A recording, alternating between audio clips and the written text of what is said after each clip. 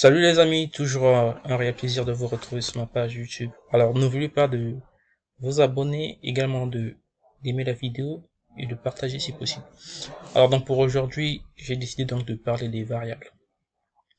Alors, j'ai remarqué que je suis allé peut-être trop loin, alors qu'il y a des choses élémentaires qu'il faut d'abord voir et après passer à des choses encore plus complexes. Alors donc pour aujourd'hui, on va parler des variables. Alors, c'est quoi une variable? Alors, on peut définir variable comme étant un symbole qui consiste, encore qui associe un nom à une valeur. Alors, c'est peut-être un peu plus compliqué pour vous de comprendre. Alors, on peut saisir ça, ou encore, on peut voir comment, en fait, se représente une variable. Alors, on peut pas parler d'une variable sans pourtant parler de type de variable. Alors, ne vous inquiétez pas, il existe plusieurs types de variables. Il y a des variables de type int, donc les nombres entiers, il y a des variables de type string, hein, quand il s'agit des chaînes de caractères par exemple, autrement dit quand il s'agit en fait d'une phrase ou encore voilà des mots par exemple. Donc c'est ça qui forme en fait une chaîne de caractères. Il y a aussi les types double, il y a aussi les types mm, bool. Hein, donc là on a tout simplement soit true qui veut dire vrai ou faux, ou false, qui veut dire en fait faux. Et on a le type caractère aussi, donc en C++, on abrège par char, bon, pour ceux qui vont lire en français. En anglais, bon, je crois c'est car, je crois. Donc c'est un peu ça, le type de caractère. Alors s'il faut voir la présentation, alors on va voir comment se représente en fait le type de caractère. Alors le type de caractère, le type de variable se présente sous cette forme-ci. Donc on a d'abord en premier lieu le type, en deuxième lieu le nom, et en troisième lieu la valeur. La valeur. Donc ici, s'il faut parler par exemple de type de caractère, ou encore s'il faut présenter une variable, alors on va d'abord voir le type de variable qu'on va définir. Alors ici, le type peut être int. Alors donc je saisis int. Maintenant le nom suivi du nom, le nom peut être par exemple voilà, donc ici vous remarquez bien c'est le int, donc les nombres entiers. Donc ici je peux saisir h par exemple, h d'utilisateur, h utilisateur, voilà. Voilà, donc ici je mets 23. Donc comme ça on vient de déclarer notre variable. Oh. Comme ça on vient donc de déclarer notre variable avec le type de variable qui est int. Alors on peut définir aussi, on peut également faire pour type des variables comme bool, double par exemple, double qui veut dire en fait quand il s'agit par exemple des nombres à virgule par exemple, nombre à virgule que je peux prendre ici, ça peut être pi par exemple, pi, on connaît tous la valeur de pi qui est 3,14, voilà. Voilà. Donc le type aussi peut être bool, par exemple, bool, donc ici on a que deux possibilités, soit c'est vrai, soit c'est faux. Alors donc j'écris par exemple avec bool, alors j'écris par exemple retenir mon ami, soit vrai ou soit faux. Donc ici je peux faire ceci, mon ami par exemple, non j'ai mal écrit à ce niveau. Alors on verra ça peut-être la suite du vidéo. Voilà comment est-ce qu'il faut écrire le nom des variables. Alors et mon ami, donc soit true, soit false. On peut pas prendre les deux au même moment, donc moi aussi je mets true. Alors ça peut être aussi le type string. Alors string, je peux pas ici déclarer string sans pourtant définir en fait, sans pourtant ici déclarer en tête de notre programme la bibliothèque string. Donc j'ai déclaré depuis le début. Donc ici on a bien la bibliothèque string. Alors je peux pas ici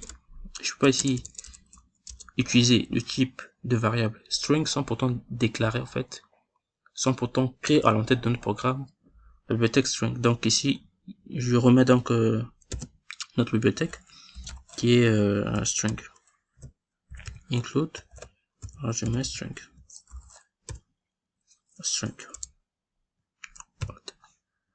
Voilà, donc ici on peut utiliser le type de variable string. Alors on est là. Alors si je mets donc string, on a dit que pour string c'est en fait comme les chaînes de caractères. Donc ici je peux écrire par exemple nom d'utilisateur, nom utilisateur. Voilà.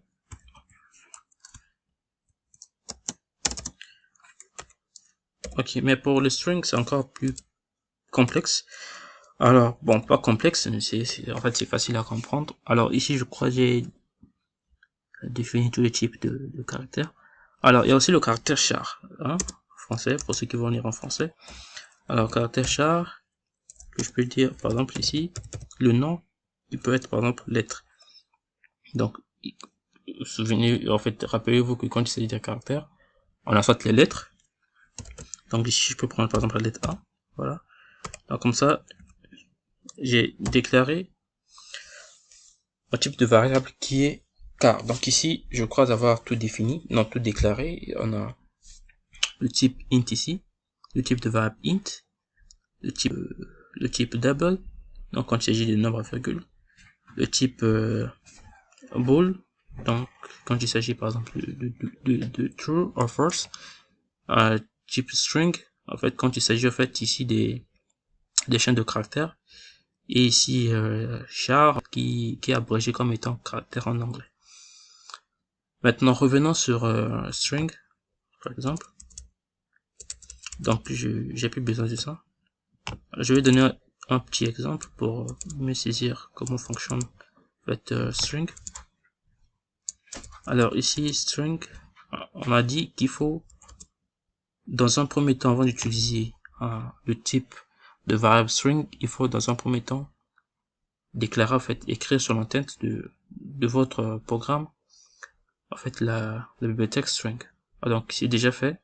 Alors ici je vais écrire un petit programme dans lequel on va utiliser notre type de variable qui est string. Alors cout par exemple, quel est le nom d'utilisateur. Donc quel est le nom d'utilisateur. C'est simple, utilisateur. Oh oui, voilà.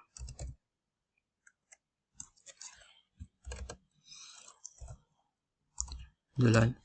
Rappelez-vous ici cout c'est pour en fait montrer à l'écran. Donc montrer à l'écran, qu'est-ce qui va montrer à l'écran en fait, c'est ce que je viens de saisir ici.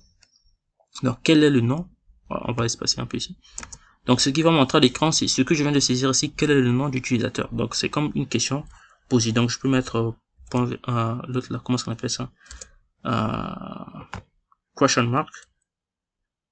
Voilà, quel est le nom d'utilisateur. Et donc ici déclarer notre type de variable qui est string, le nom d'utilisateur. Donc string, nom d'utilisateur. Voilà, on va donc sin en fait c'est pour maintenant écrire avec le clavier. Bien sûr, c'est le nom d'utilisateur donc il va écrire. Donc nom utilisateur, voilà, tag. Voilà. Alors certes, c'est enfin donc pour écrire donc le nom qu'on va écrire sur sin. Alors donc j'écris encore cout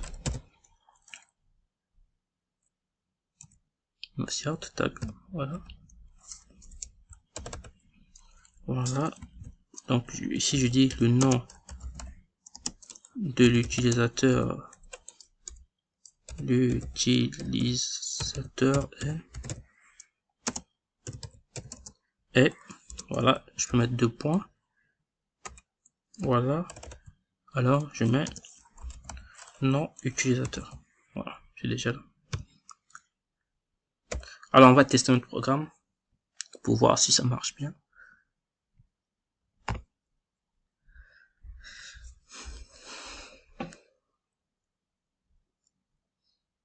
Voilà, donc ici c'est pour en fait vous allez remarquer, c'est juste que j'ai essayé de réduire un peu l'écran. En fait c'est en train de lire le programme. Donc en quelques secondes vous allez voir le programme s'afficher. Et donc ici, n'oubliez pas aussi de vous abonner, d'aimer surtout, mais en priorité de vous abonner. C'est ça en fait le problème, afin de ne pas manquer les vidéos qui vont suivre. On va parler un peu de tout, c'est important. Et donc pour aujourd'hui, j'ai décidé donc de parler un peu des variables. À la fin suivra donc pas mal de choses, et pour ça il faut s'abonner. Alors dans moins de quelques secondes, le programme va s'afficher. Problème parfois de connexion, voilà. Donc le programme est très simple. Ici on a un peu d'insister sur le type de variable qui est string. Voilà, donc ici on a le programme. Voilà.